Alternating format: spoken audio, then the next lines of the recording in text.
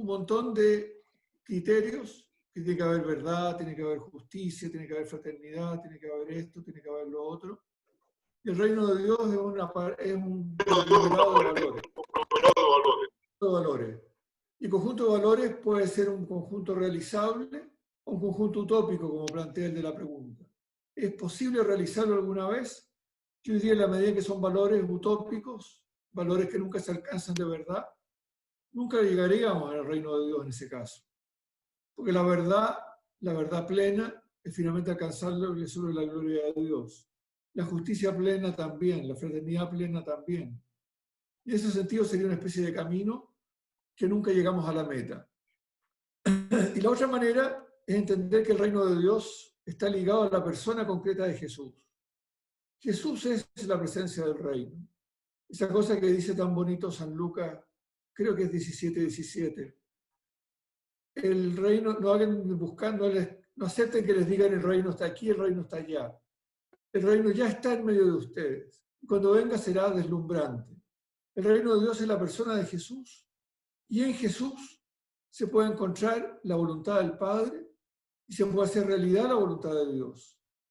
El reino de Dios finalmente es lo que decimos en el Padre Nuestro. Hágase tu voluntad, así como se hace en el cielo, que se haga también en la tierra. Entonces, la voluntad de Dios realizada en la tierra, ese es el reino. Y el gran hito, el gran momento fundamental para la realización de la voluntad de Dios es el ministerio público de Jesús. Entonces, en ese sentido, Jesús es el reino. De alguna manera, vivir como Jesús es vivir el reino. Encontrar con que Jesús a uno le transforma la vida es acoger el reino. Entonces, el reino no es un conjunto abstracto de valores, sino que es una identificación con la persona de Jesús, como la presencia misericordiosa de Dios en la tierra. Entonces, creo que ahí depende de cómo entienda uno el reino. Si lo entiende como puros valores, lo disocia de la persona de Jesús y lo hace en definitiva inalcanzable. Si uno lo vincula a la persona de Jesús, siempre podremos ser más fieles discípulos, pero ya somos algo muy hondamente válido en el encuentro con Jesús. Lo somos porque el Señor nos regala su amor. Bien, no sé si con eso respondo un poco a la primera pregunta, si no, la volvemos atrás después de nuevo. Quizás ligado a esa pregunta hay algo de la sesión anterior que queda planteado, y es algo sobre el lenguaje escatológico.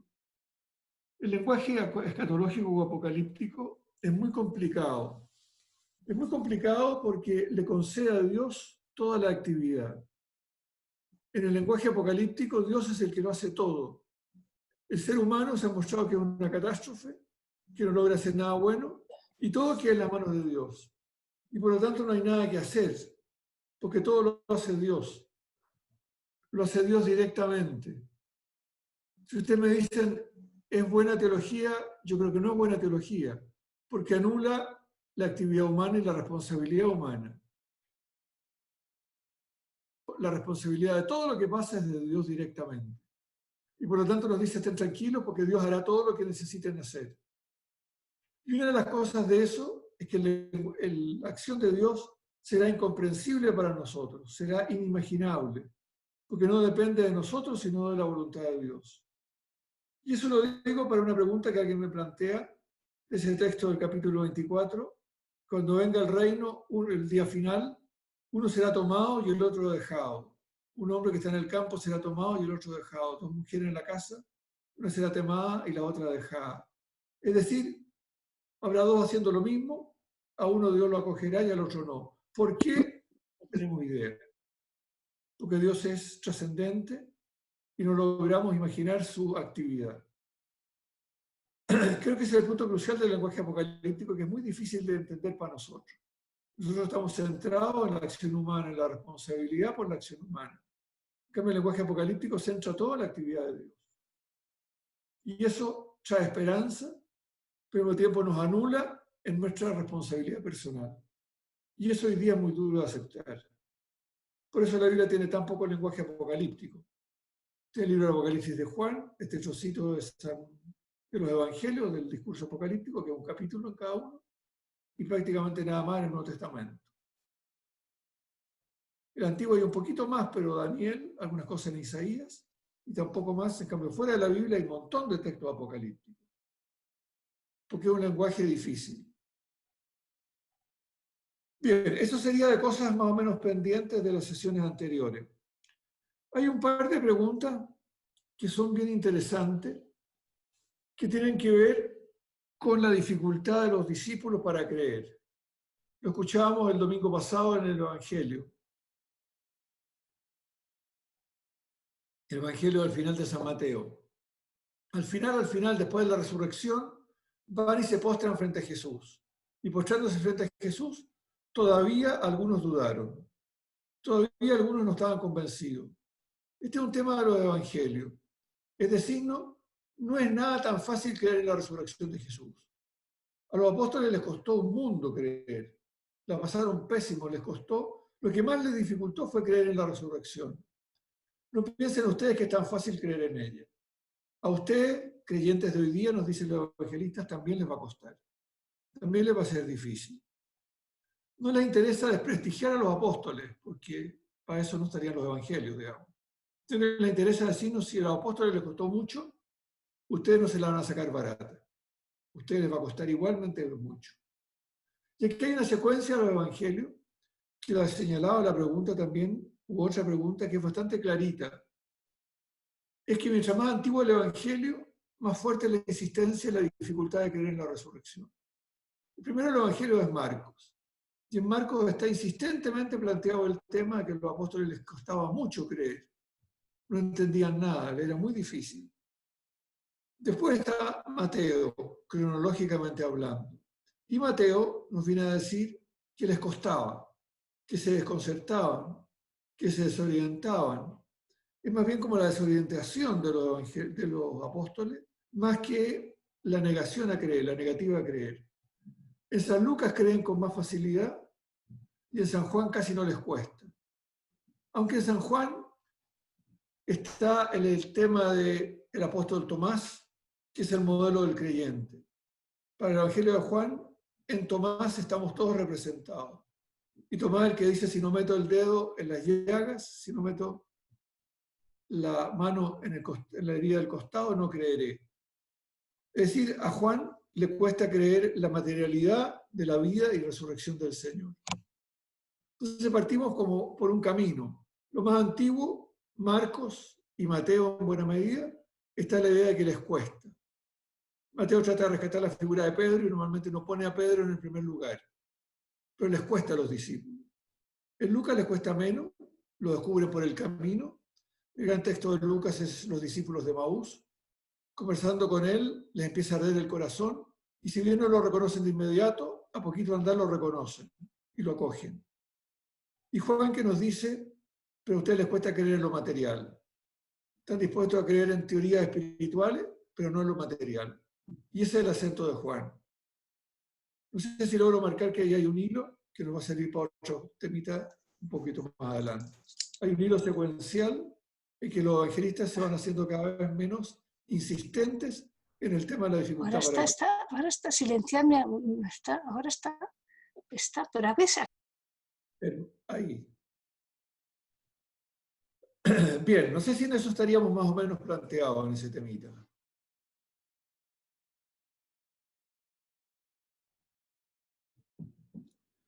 ¿Alguna de ustedes pregunta que cómo es esto tan raro de que en Mateo Jesús se aparezca a las mujeres y las mujeres sean las más fieles de todas?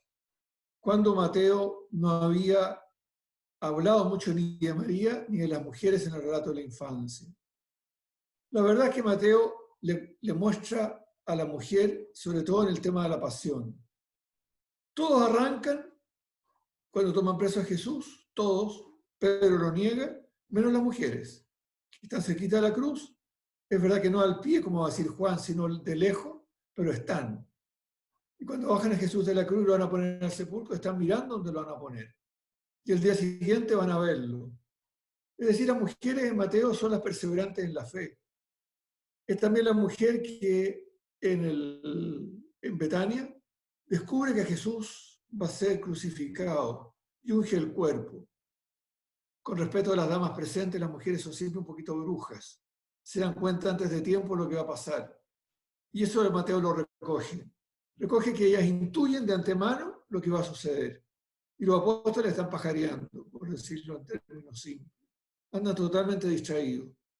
Los apóstoles están pensando en cuánto pueden vender el perfume que la mujer ha derramado sobre Jesús. Y ellos cuentan en la plata que podrían sacar, mientras Jesús dice, ella está ungiendo mi cuerpo porque sabe que voy a morir. Y esa es la diferencia fundamental. Entonces, si bien en Mateo no hay un tratado sobre el tema de la mujer, ya en Marcos aparece este tema que en el relato de la pasión-resurrección, las mujeres son las presentes, son las que intuyen, son las que entienden, son las que se dan cuenta. Mientras los apóstoles están totalmente fuera de onda. Son las que perciben el camino de Jesús. Quizás los apóstoles están fuera de onda en la dificultad para creer. No sé si me va a permitir compartir pantalla. Sí.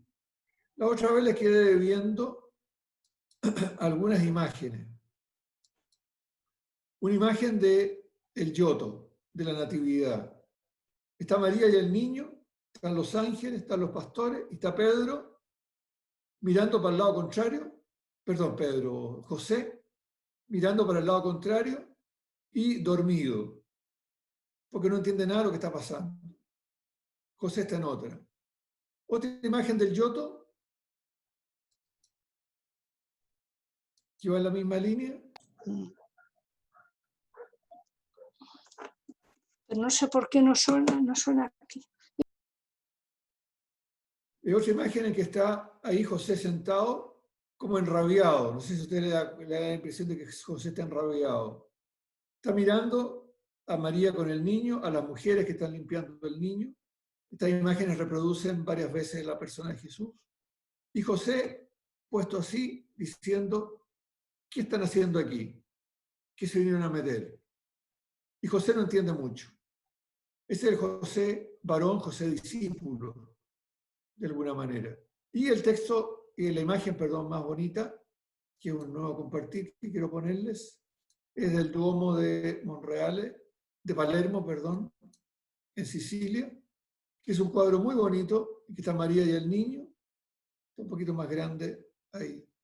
María y el niño, está el niño que lo están cuidando las mujeres que acompañan a María, están los Reyes Magos que vienen de lejos, están los Reyes Magos que van llegando, está el ángel que anuncia a los pastores, están los ángeles que cantan en el cielo, está todo. Y José mirándonos a nosotros y preguntándonos, ¿entienden algo? Yo no entiendo nada. Esos ojos intensos de José. Ya no sale. Ya no sale. Y aquí si das aquí la cámara. Al que mira a el mosaico. Las mujeres entienden, las mujeres ven, los paganos ven, los pobres ven, los pastores ven, pero José, los discípulos no entienden. ¿Por qué se ha silenciado esto? Sí. No sé si esta imagen ayuda a entenderlo un poquito más gráficamente. Entonces era para volver al tema, la mujer, María, las mujeres que acompañan a María, van entendiendo los procesos. En cambio, los discípulos representados en José en el Evangelio de la Infancia son los que les cuesta entender. Y eso lo recogió ya la misma tradición medieval, que a los discípulos les cuesta entender. Poco a poquito que avanza el tiempo, los evangelios van reduciendo la dificultad para creer de los apóstoles. Pero nosotros yo creo que seguimos con dificultad para creer en la resurrección. Nos cuesta, no es tan fácil. Ay, Dios mío, qué pena. Voy a ver si dejar de decir. Bien, esa era otra pregunta.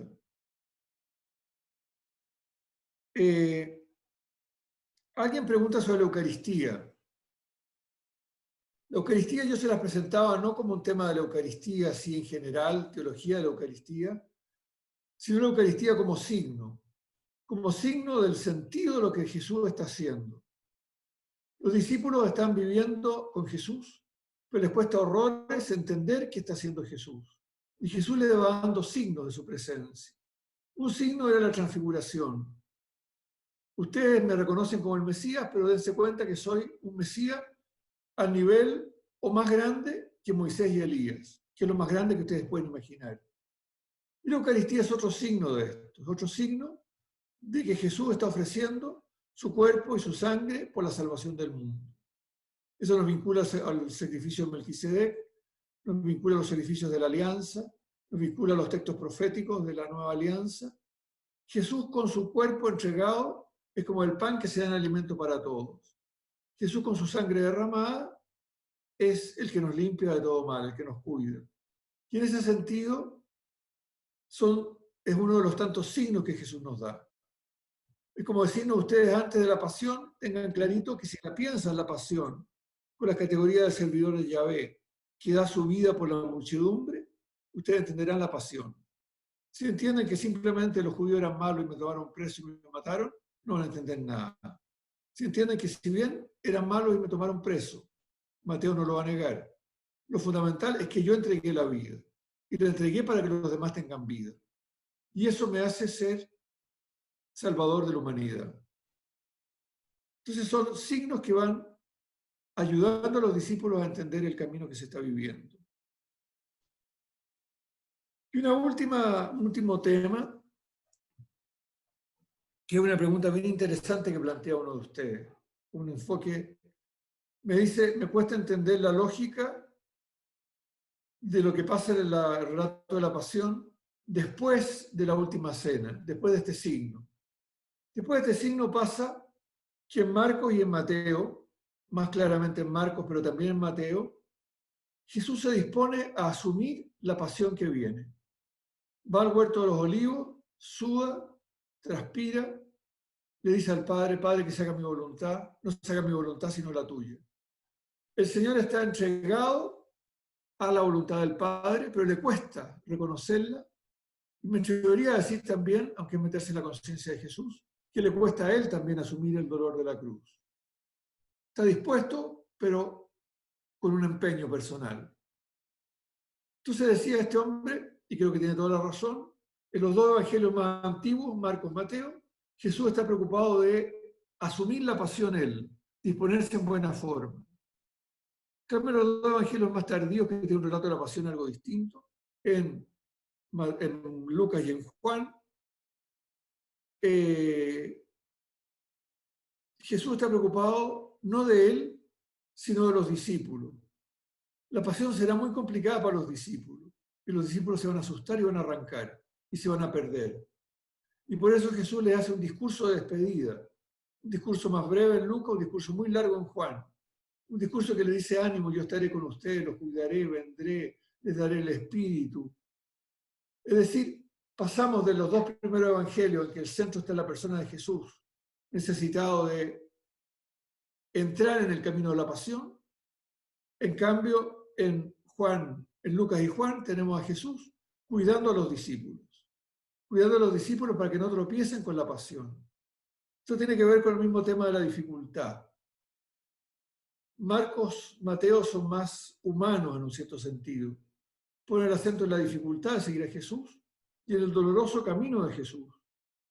Lucas, Juan están ya más distantes en el tiempo, son probablemente una tercera generación y están más deslumbrados por la santidad, la maravilla, la respuesta admirable de Jesús y no tanto por las dificultades que él debió enfrentar. Creo que los 4 evangelios son válidos para ver diversos momentos de la vida, ciertamente. Porque hay momentos donde estamos enfrentados al dolor y hay momentos donde estamos enfrentados a la dificultad. Uno de ustedes me preguntaba ya por el Zoom, un poquito después, que cómo se saben las palabras de Jesús en el huerto de los olivos. Tiene una pregunta inteligente.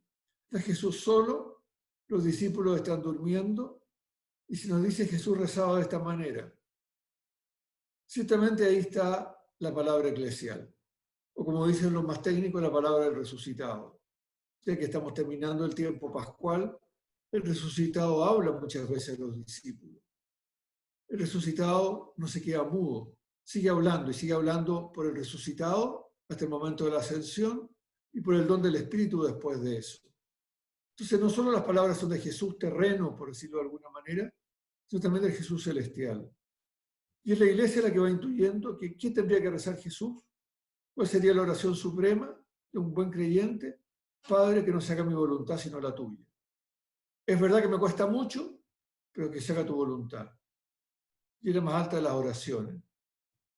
Pero es indudable que no hay ningún señor sentado al lado espiando a Jesús con una grabadora para copiarle las oraciones que él está haciendo. Bien, por ahí iban las preguntas que tenían que ver con el contenido. Hay un par de temitas más que me atrevo a plantearlos de inmediato para que así dejamos tranquilos después la conversación, que son temas más como de futuro.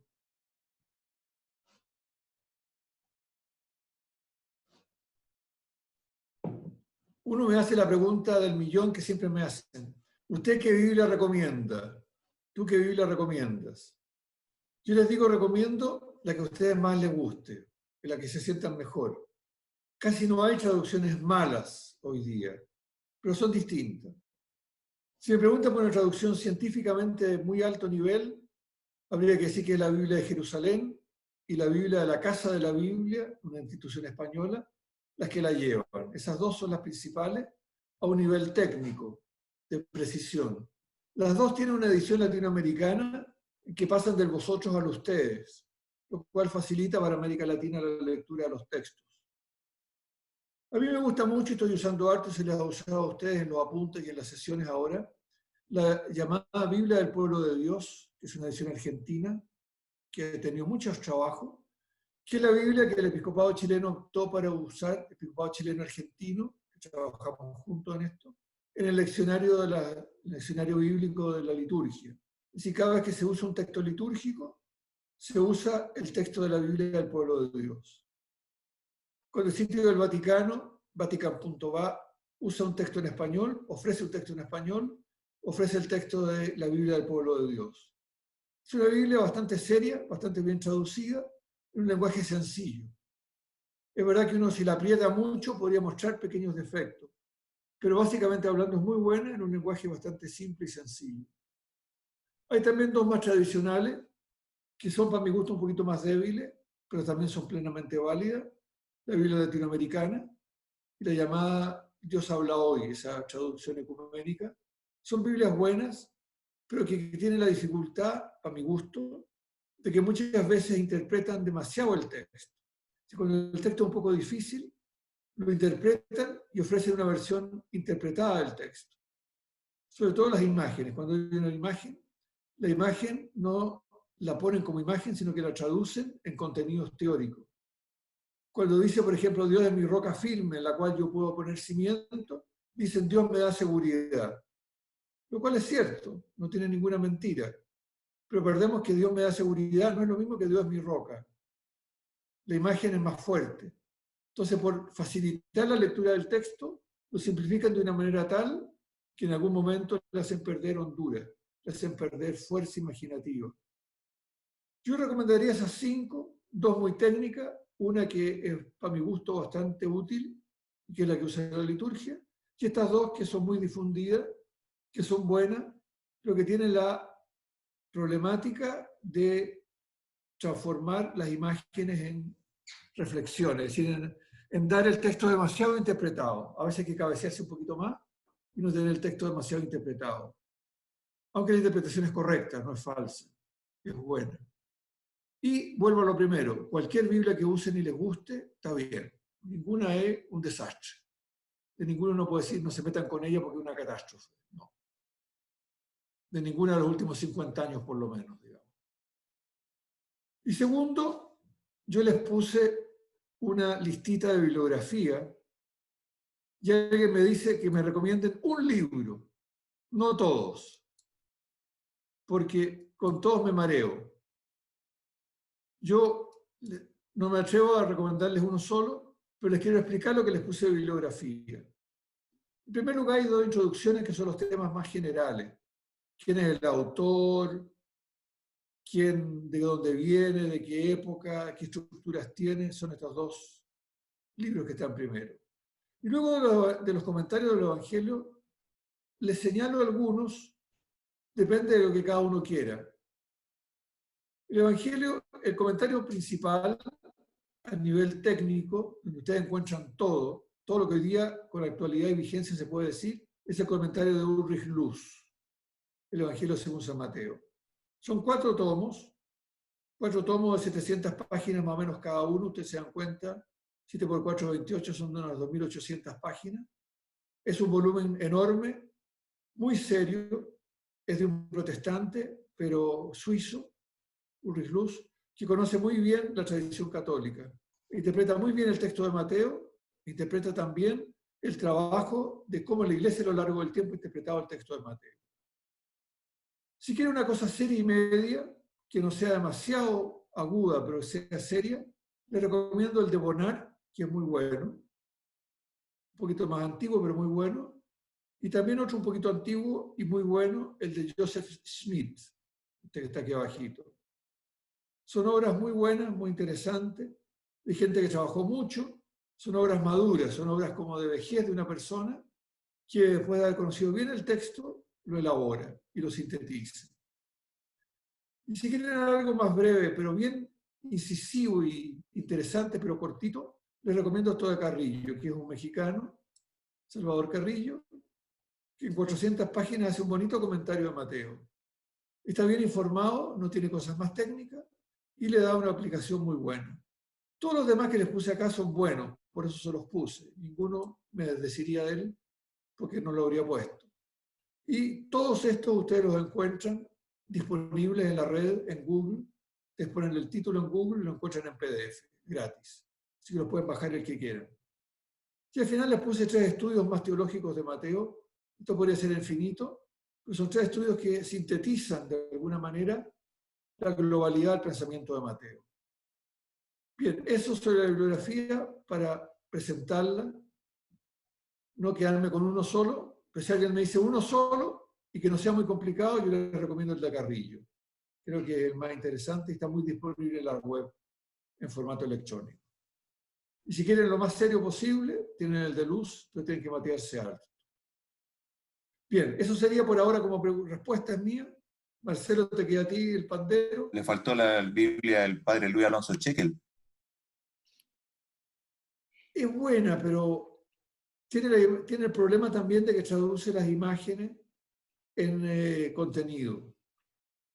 Es demasiado interpretativa. Es buena, pero no me convence mucho. Y es muy española también. Yo la de Chequel, la verdad, hay muchas. Y hay una cuarentena de traducciones decentes y buenas. La de Chequel no está entre mis predilectas. La verdad, nunca me he logrado entender bien con ella. A lo mejor es defecto mío, digamos, pero en todo caso, si a alguien le gusta, bienvenido sea. Cada uno llegue a la Biblia que más le interprete, más le sirva como lenguaje. Hay una pregunta de Raúl Gómez en el chat. Raúl, ¿quieres plantearla tú mismo? Eso, la guardo. No, léela nomás. Bueno, dice... Tengo una pregunta de Raúl Cañas. Ya, sí. Planteamos la de Raúl Gómez y luego Ya. la de Raúl Cañas, que sería la segunda. Dice Raúl, el primero, ¿no? En la oración en el huerto, sabiendo que lo más probable es que las palabras con las que Jesús ora no son de él, pues los únicos que estaban para escucharlo estaban dormidos, ¿qué significado tienen? Es lo que un poco has comentado ya, ¿no? Eduardo. Luego dice, me llama la atención que en este momento el Evangelio de la vida de Jesús se retoma lo visto en los primeros capítulos, comillas, el cumplimiento de las Escrituras. Primero lo dice textual, Jesús, y luego citan a Jeremías para referirse a Judas. Es como si el evangelista nos quisiera decir, este que nació cumpliendo la Escritura, muere cumpliendo la Escritura. Resuena él, comillas, ya todo está cumplido del Evangelio de Juan. Totalmente de acuerdo, Raúl. En ese sentido, el que nació cumpliendo la Escritura, vivió cumpliendo la Escritura, murió cumpliendo la Escritura, resucitó. En ese sentido, la obsesión de Mateo es mostrar que todo lo que hace Jesús está, de alguna manera, cumpliendo las grandes orientaciones del Antiguo Testamento. No se le olvide nunca lo que les planteaba al inicio. El verdadero judaísmo es el cristianismo para Mateo. Es decir, los verdaderos herederos del Antiguo Testamento somos los cristianos, no la tradición judía para Mateo. La tradición judía interpretó mal el Antiguo Testamento, los cristianos lo hemos interpretado bien. Ese es el juicio de Mateo. Y ese juicio de Mateo hay que mostrarlo, así mostrando coincidencias, a veces reales, a veces bastante forzadas, entre textos del Antiguo Testamento y lo que va haciendo Jesús o el entorno de Jesús. ¿Puedo agregar una preguntita? Sí, claro. ¿Sí? Volviendo a las palabras de Jesús en el huerto, ¿tiene algún significado que sea 3 veces que hace la misma oración? Bueno, las 3 veces es una insistencia. Lo ocupa mucho veces la Biblia, decir que las 3 veces son una posibilidad de mostrar la fuerza de lo que tú estás haciendo. Reiterarlo 3 veces que se reitera mucho, se insiste mucho. Es decir, Jesús rezó intensamente, sería una traducción literal, en vez de 3 veces, intensamente, largamente. Gracias. Raúl Cañas. Estimado padre, la consulta mía es la siguiente. En Mateo 26, del 6 al 13, Jesús va a casa de Simón en Betania, a casa de Simón el leproso. Así Y es. aparece, ¿no es cierto?, la figura que le aplica la mujer, que es María Magdalena, que le aplica el perfume. Sin embargo, en Juan 12:1 dice ir Jesús a Betania, a casa de Lázaro, y es María quien le aplica el perfume. ¿Son 2 hechos distintos o el mismo con distintas versiones? Una cosa más complicada que dónde fue el episodio del perfume, porque Lucas dice que fue la casa de Simón, un judío, un maestro judío. ¿Dónde fue? ¿Cuándo fue? Si en el ministerio de Jesús o en la pasión. ¿Y quién fue la que derramó el perfume? Los 4 evangelios tienen una versión distinta. En nota les puse unos detalles de algunas de esas cositas, están puestas ahí, diciéndole, fíjense bien que no es la casa de Lázaro y no es María Magdalena ni ninguna María, es una mujer anónima. En Mateo, pero en Marcos se dice que es una mujer pecadora. No, que es una mujer. En Mateo se dice que es una mujer. En Lucas se dice que es una mujer pecadora. Y la mujer pecadora en Juan se transforma en la Magdalena. Porque es una pecadora pública significa prostituta, digamos, de alguna manera, en el lenguaje público de esa época. Y esa pecadora pública es la Magdalena.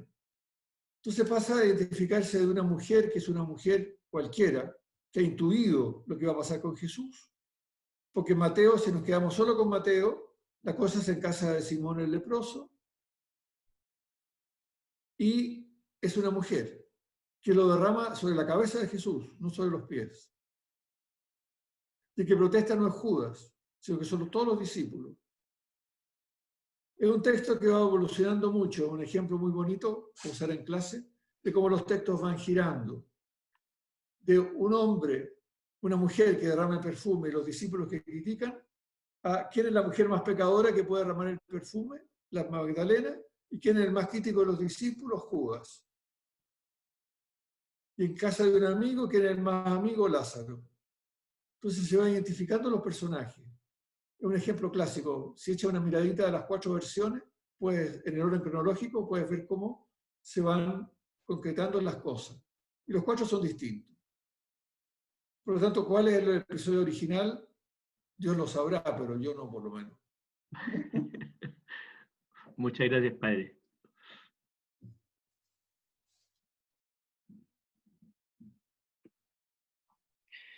Rodrigo Montes, ¿quieres plantearla tú mismo?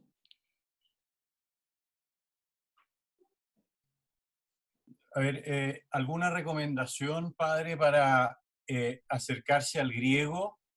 A ver, yo tengo una Biblia bilingüe con la traducción lineal. Ya, interlineal. ¿Cómo? La traducción interlineal, que se llama. Interlineal, sí. Claro. Pero por lo menos, por ejemplo, alguna recomendación de diccionario etimológico o alguna recomendación en ese sentido. A ver, diccionarios de griego hay enormes cantidad, muy buenos, de diversos estilos. El diccionario más interesante cuando uno trabaja con un poco de griego es el diccionario de Kittel. K como de kilo Kittel, Kittel, que se llama Diccionario Teológico del Nuevo Testamento. Hay una versión enorme en 10 o 11 tomos y una versión en un tomo grueso en español que es bastante interesante, que sigue cada palabra griega, analiza todo su desarrollo y da una muy buena interpretación. También está disponible en la web fácilmente y uno lo puede bajar en PDF. Y las sociedades bíblicas o una cosa así lo tienen en venta también. O lo han tenido en otro tiempo, por lo menos, no sé, hoy día. Hoy día no hay librerías abiertas, pero ese texto de Kittel es quizás lo más interesante, porque no es un diccionario puramente lingüístico, sino que se mete en lo teológico. Eso podría decirle. Y diccionarios lingüísticos hay infinidad enorme. De todos los Gracias. tamaños y estilos que uno quiera.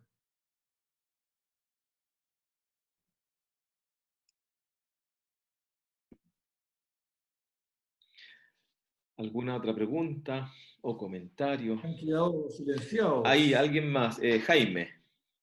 Sí, bueno, agradecerle, hermano, su exposición muy bonita, muy buena y muy clara. Pero usted me ha acercado siempre una duda. ¿Jesús supo siempre lo que le iba a pasar? ¿O a medida como iba pasando la experiencia de él, iba asumiendo las cosas en el caso de la muerte, en el caso de la traición? ¿Él siempre fue sabiendo lo que le iba a pasar? ¿O fue esa duda que tenía? No es pequeña la duda, es una duda fundamental y muy importante. Yo creo que hay que evitar dos extremos ridículos. Un extremo ridículo es que Jesús se paró en la cuna y dijo: yo soy el Mesías, el Hijo de Dios, y me van a matar en la cruz. Por supuesto. Cuando tenga no sé qué edad en el Monte Calvario. Eso es ridículo, porque lo hace inhumano. Y la otra cosa que es ridícula es que Jesús haya muerto en la cruz sin saber quién era, ignorante de su condición, simplemente asesinado por la maldad judía. Esos dos extremos hay que evitarlo. Y que quede entre medio, como dicen algunos más sistemáticos en teología, Jesús va tematizando poco a poco los momentos cruciales de su vida, quién es Él y cuál es su misión. Es evidente que el tema del bautismo es una tematización de que hay que comenzar a predicar. Que hay que comenzar a predicar porque el precursor, Juan el Bautista, ha sido metido en la cárcel. Y hay que comenzar a predicar, y el momento cuando en el bautismo se abre el cielo y le dice la voz de Dios: tú eres mi hijo amado, en ti me complazco, que quizás es la versión más antigua de la frase. Eso es un momento de conciencia muy claro: tú eres mi hijo amado, en ti me complazco. Otro momento es la transfiguración, confesión de Pedro, transfiguración, que van juntos. El momento de decir hay que caminar hacia la cruz, ya están dándose cuenta, y la cruz es difícil, hay que caminar. Y ciertamente la oración del huerto es otro momento de mucha intensidad. Porque no piensen ustedes, si leen bien los evangelios, de que Jesús, tanto Lucas como Juan son más claritos en ese plano, que Jesús andaba todo el tiempo buscando que lo mataran, como que tenía anotado en la agenda: te deben matar en cruz, estaba buscando la oportunidad de que lo mataran en la cruz. Sino que muchas veces Jesús intentan matarlo, intentan apedrearlo, y él se aleja de los que lo quieren apedrear o matar. Él escapa, por decirlo de alguna manera, de la posibilidad de una cruz. Hasta que llega el momento en la oración del huerto de decir: ahora sí, esta sí, de esta Padre es tu voluntad, y aquí sí que hay que entrar. Entonces, en ese sentido, un momento de discernimiento muy fundamental. Porque no es un masoquista que ande buscando ojalá me maten luego para cumplir la misión, sino que él quiere anunciar el reino. Entonces, la pregunta tuya, hay que decirla, va de a poco tematizando la expresión. Hay una intuición básica que está en el fondo de la experiencia de Jesús, que poco a poco se va explicitando. Como el poco a poco es un tema muy difícil de trabajar, y hay que centrarlo en los momentos de oración de Jesús. Por eso nos habla de la oración de Jesús, y los momentos cruciales que son el bautismo, la transfiguración, la oración del huerto. Momentos cruciales de intimidad. Lucas nos agrega los 12 años también, puede ser, pero es un texto más lucano. No sé si te logro responder, Jaime, pero es un tema bien Sí, profundo. Muchas gracias. Muchas gracias, hermano. En todo caso, es fundamental evitar los dos extremos. Sí, eso. Sabía siempre Se ve todo, que justamente, no supo nunca nada. justamente lo que pasaba en su vida, de lo que uno tenía como medio cuestionado. Pero muchas gracias. Los que ya no somos chiquillos, podemos imaginarnos que teníamos ciertas intuiciones de lo que íbamos a hacer, pero hemos ido madurando las intuiciones a lo largo de la vida, ¿o no? Sí. Y a lo largo de la vida vamos dándonos cuenta por dónde va el camino. Nadie puede decir, yo hace 20 años sabía que iba a estar haciendo hoy día. Nadie, los que estamos acá. Pero más o menos hemos sido coherentes con lo que hemos ido haciendo. Sí, es una pregunta más bien amplia para que nos ayude, por lo menos a mí, a comprender la adjudicación que se le da a estas imágenes o figuras que aparecen en el Apocalipsis, me parece, con respecto a los evangelistas. El águila, el cordero, el león, el hombre. ¿Por qué a Mateo se le adjudica la imagen del hombre y a los otros, cada uno, me imagino que es por su peculiaridad? Sí, pero la verdad es que siempre he querido trabajar ese tema y nunca lo he hecho. Es de los temas pendientes para cuándo aparecen y por qué se las hace estrictamente. Yo creo que Mateo es más humano, es más comprensivo. Mateo, Marcos son más humanos. Es un Jesús enraizado en Israel, con sus raíces en el pueblo de Dios, que cumple el Antiguo Testamento, que se preocupa de la ética. Me imagino que irá por ahí, pero no te lo puedo responder con seguridad. Si me permite, sí. Si me permite, padre, yo en alguna oportunidad leí que hombre o ángel, también se le atribuye a ángel, por el relato de los ángeles en el portal, el nacimiento de Jesús. Ah, puede ser. Puede ser. Perdón, a Yo- mí me... Padre, Yo Manuel. sabía de Juan el Águila porque como que se remonta teológicamente y mira desde una mirada más Penetrante. divina, por así decirlo. Pero los Así otros es. siempre tenían la confusión. Y de Marcos el León. Y de Lucas el Cordero, porque me da la impresión de que es porque el Evangelio un poco más de la misericordia, tiene las parábolas de la misericordia. Claro, y tiene el tema de los pastores que adoran a Jesús. Claro. Perdón, yo me equivoqué y olvidé leer un par de preguntas que están aquí en el chat. Una de Lionel Lolier. La voy a leer por tiempo, ¿no, Lionel? ¿Cómo trata Mateo Pentecostés? ¿Cómo se dice? ¿Es el mismo acto de la resurrección? Después, José Manuel Borgoño. En Mateo 10:38 Jesús habla de cargar la cruz. ¿Cómo se entiende si aún Él no ha muerto en la cruz? Solange. ¿La resurrección de personas santas al morir Jesús eran profetas o personas santas para el judaísmo? Me complica la palabra santo, es como la palabra mártir. ¿Cuál es el límite de los protomártires y los mártires a nivel cronológico? Uf, qué pregunta tan técnica. El límite no tengo idea, pero mártir significa testigo. Mártir es el que da testimonio y da testimonio radical con su vida. El tema de los que resucitan ahí es un tema de Mateo que es bien difícil de elaborar, porque en el fondo la pregunta del millón es, ¿los que murieron antes de la resurrección de Cristo están condenados eternamente? Porque nosotros nos salva la muerte y resurrección del Señor. Los que murieron antes se fregaron porque estaban antes de tiempo. O Jesús, como dice el credo, baja a los infiernos, baja al lugar de los muertos, y yendo al lugar de los muertos toma a los antiguos y los saca con él a la vida nueva. Es decir, después de la resurrección de Jesús, todos los muertos resucitan de alguna manera con Jesús.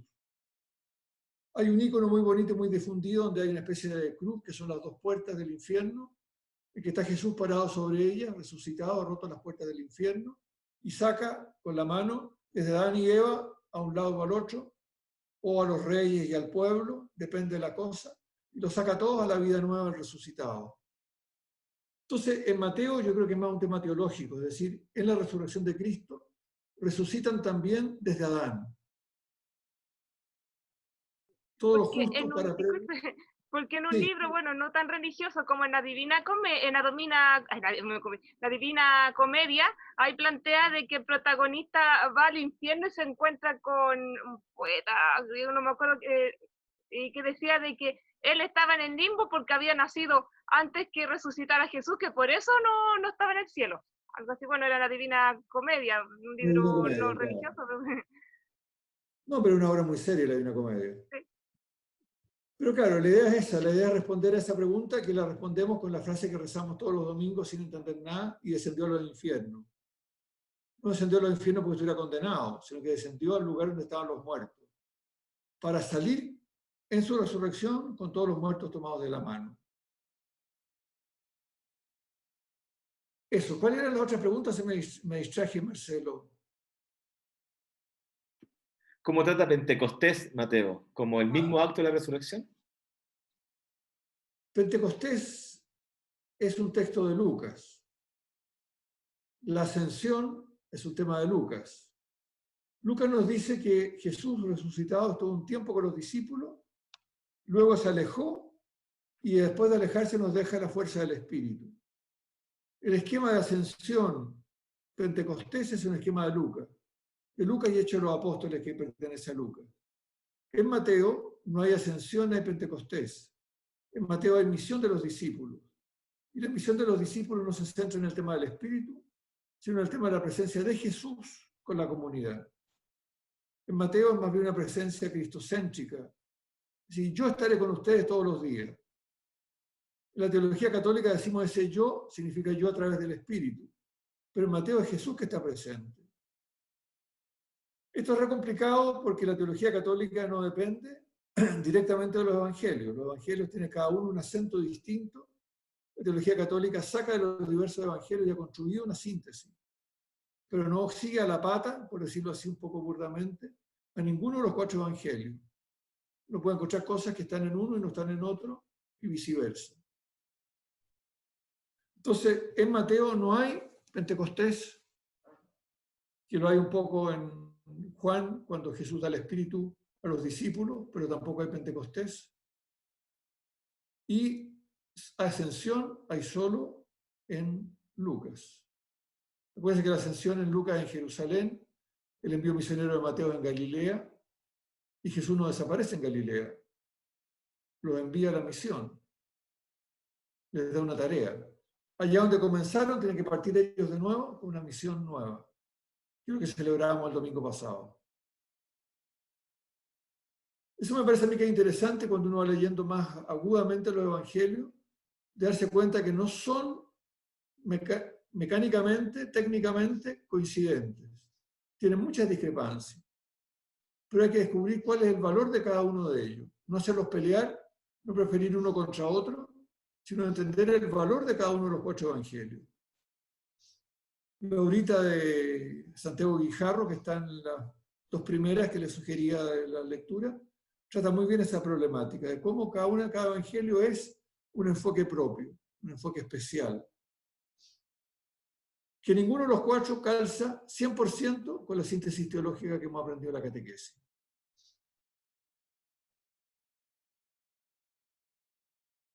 Ya para ir cerrando, voy a leer la última y luego denme unos minutos para unos avisos muy importantes, por favor.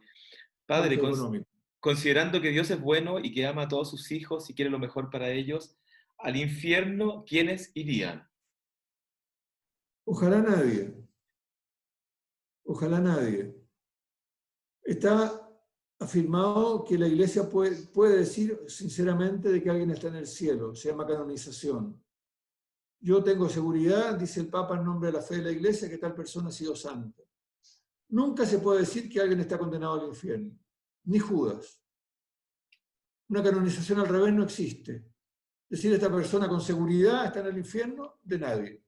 Ni de Caín, ni de Judas, ni de nadie. A Caín cuenta el Génesis que Dios le puso una marquita en la frente para que nadie le hiciera mal. Porque Caín, siendo Caín, que ha matado a Abel, sigue siendo hijo de Dios que hay que cuidar. Y parte del cuidado es que el Señor querrá de que todos acojan su palabra y se salven. Eso pasa en el corazón de cada uno, pero si uno dice, no es de fe es que hay infierno. Si hay posibilidad de decirle que no a Dios, pues si no, no seríamos libres. Pero no es de fe que el infierno esté lleno de gente. Ni siquiera que haya alguien. Es posible que el infierno esté vacío. Ha sido una herejía que ha recorrido toda la historia de la iglesia, la apocatástasis, quiere decir que al final todos los que están en el infierno se convertirían. Por esa pregunta, siendo Dios bueno, ¿cómo va a querer que uno de sus hijos esté condenado para siempre? Hará todo lo posible para que no. Aunque si se resiste radicalmente, habrá que aceptar su decisión radical. Porque si no, nos tendría que obligar. Obligado, el amor no vale, ¿no? El amor obligado no es amor. La respuesta de amor a Dios tiene que ser libre. No sé si respondo. Se me fueron a temas complicados, salieron del Evangelio, fueron a temas de fondo. Pero está bueno.